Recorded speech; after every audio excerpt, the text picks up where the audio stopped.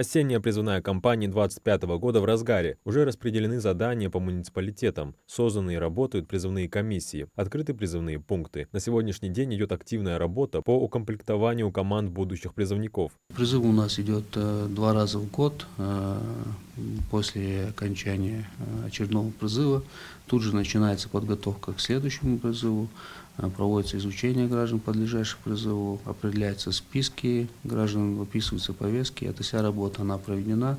На сегодняшний день на всех граждан, подлежащих призыву на военную службу, выписаны повестки и переданы главам населенных пунктов, военно-учетным работникам для их вручения. Отправки на службу планируются с 15 октября. Каждая команда состоит примерно из 20 человек. Всего по плану осеннего призыва республики нужно направить 210 человек, среди которых 20 водителей категории С, прошедших подготовку в автошколах. Те граждане, которые отказались получить повестки, мы их передаем в органы МВД для принудительного доставления в военный комиссариат, а также следственный орган для возбуждения уголовного дела по 328 статье «Уклонение от прохождения военной службы».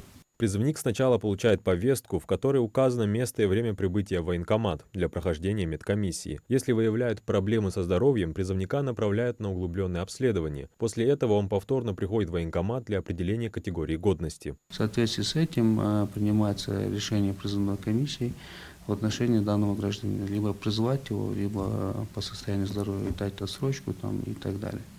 В случае гражданин оказался годным к военной службе, его призывают, предназначают в конкретную команду и вручается повестка для явки в назначенное время.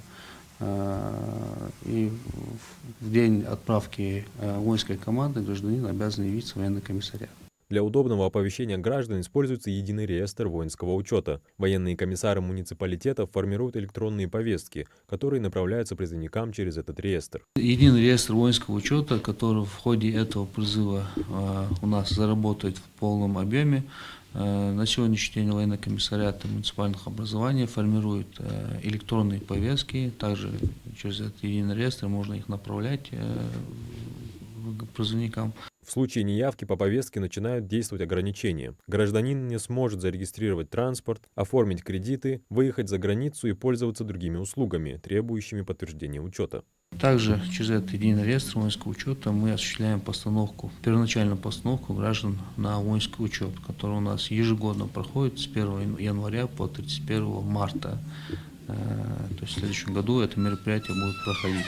Таким образом, в Ингушетии организован прозрачный и современный процесс осеннего призыва, направленный на своевременное и полное укомплектование вооруженных сил региона. Адам Гуражев, Мухаммад Индиев, Сулейман Костоев, Магаз 24.